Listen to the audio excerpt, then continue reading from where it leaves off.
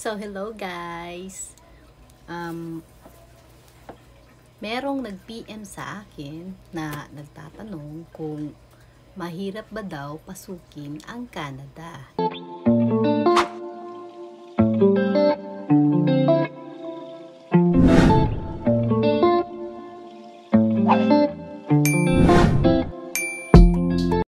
Three, two, one. So, hello guys! Meron lang akong sasagutin kasi maraming nag-PM sa akin regarding sa sa pagpunta sa Canada. If mahirap ba daw magpunta sa Canada, legit ba daw to ang mga agency na ina-applyan nila. Yun, kaya sasagutin ko sa kung kaya kong sagutin lahat. Okay? So, ito ang sagot ko sa isa. Kapag nag-i-income ka ng 200 pataas sa Pinas, huwag ka nang pumunta sa Canada. Pahihirapan mo pa ang sarili mo, di ba? Diyan ka na lang sa Pinas. Lalo na pag mag-isa ka lang pumunta dito sa Canada. Naku, ang lungkot dito. At saka ang mga tao dito is bahay, trabaho lang. Lalo na mga newcomers pa. Mahirap talaga.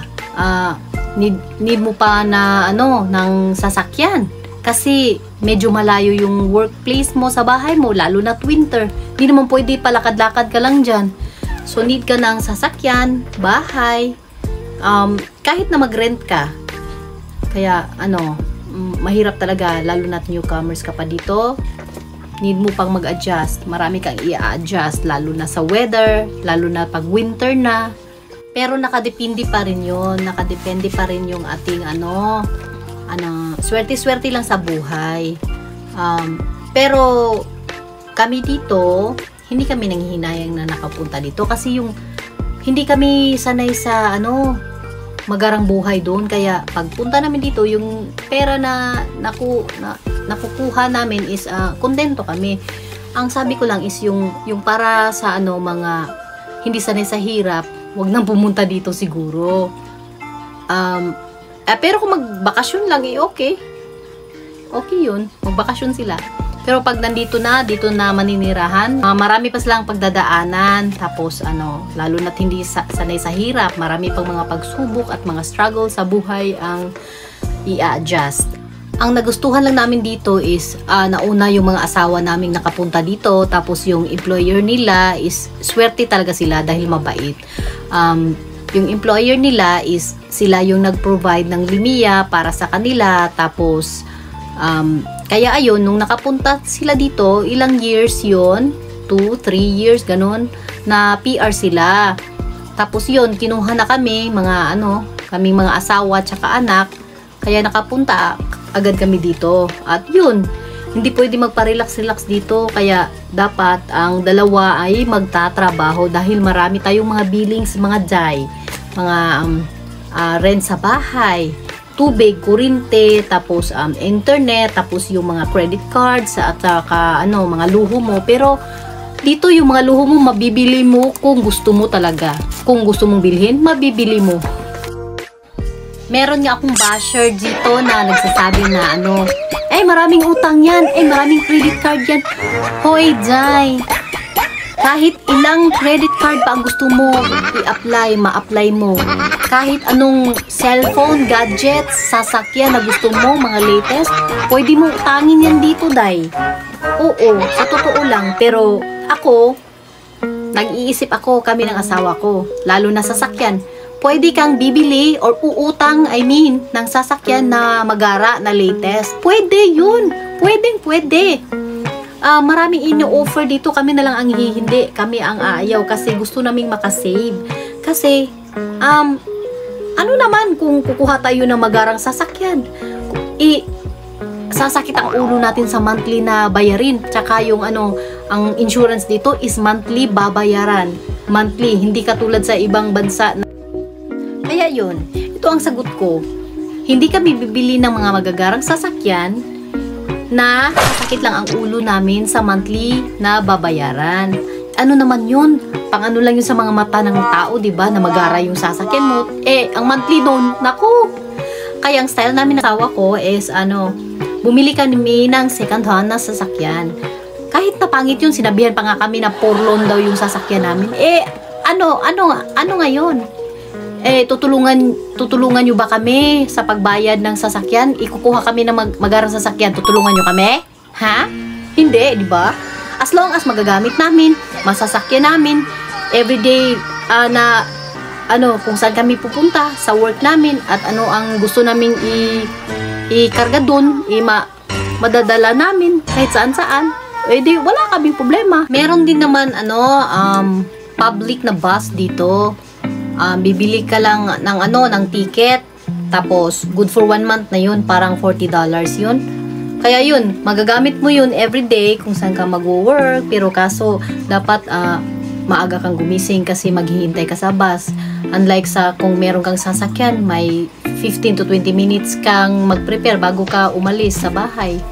Mas ma-enjoy mo pa yung tulog mo, tulad ng mas relax ka ba, kumbaga. Mas relax ka kaysa magbabas ka. Lalakad ka pa sa malayo kung saan ang bus stop dito. Kasi hindi pwede kung saan ka nakatayo. Doon ka papara ng bus. Meron silang designated area na doon ka sasakay. At isa pa sa napakagandang dito, bigay ng gobyerno is bibigyan tayong mga parents ng child benefits. May makukuha tayo buwan-buwan. Kada isang bata, merong tulong ang government na ibibigay sa'yo. Yun yung maganda. Yung tulong nila ba para sa pagpapaaral ng ating mga anak, sa mga school supplies nila, sa mga needs nila, may bibigay natin. Kaya wala talagang palya yun. Bibigay ng government monthly. Tapos libre lang ang school nila dito sa public schools. Pero public schools, magaganda na yung nila dito ha, mga public schools, para ng private yun. Tsaka basta 18 below, makakatanggap pa sila sa government ng ayuda. Another one reason na maganda dito sa Canada is pag ma-PR na tayo in the long run, hihintayin natin na magiging citizen tayo, mag-a-apply tayo. Kaya yun, at pwede din natin kukunin na ang ating pamilya. Actually, buong pamilya natin pwede natin kunin. Kapag may pera tayong i-provide sa pag-process, tsaka yung pamasahe, ganun, pwede natin silang kunin. Tapos makatrabaho sila dito, maka-school, maka-work, ganun. Tsaka meron din ibibigay ang government sa amin dito na mga iba-iba pang mga ayuda, like yung climate, basta meron masyasya ka na lang, mayroon ka matatanggap na email, tapos papasok na sa account mo yung pera. Maraming ayuda ang government dito. So ayun, basta alam mo lang ang pathway na gagamitin mo pagpunta sa Canada, either working, either student. Yun, tapos ang lang dito is dapat ma-overcome mo lahat ng struggles dito, lalo na pag newcomer ka. Maraming mga naho-homesick dito, maraming mga kasi lalo na pag winter, hindi makakalabas yung mga tao. Wala kang masyadong taong makikita sa labas ba, I mean. Tapos yung mga tao dito is work, bahay, ganun lang. Walang masyadong gumagala, walang masyadong lumalabas. Maraming bahay sa labas pagtingin mo sa labas, pero walang masyadong tao kasi napakaginaw, lalo na't negative 30, negative 40, walang ganang lumabas yung mga tao. Kaya naho-homesick yung iba. Kaya yun, kung mag-student ka, dapat meron kang 2 or 3 M. Dahil hahanapan ka ng government ng proof kung meron kang show money, masustain mo lahat ng mga way of living dito na mahal. Tapos dapat may proof ka na na-enroll ka na sa school na yan.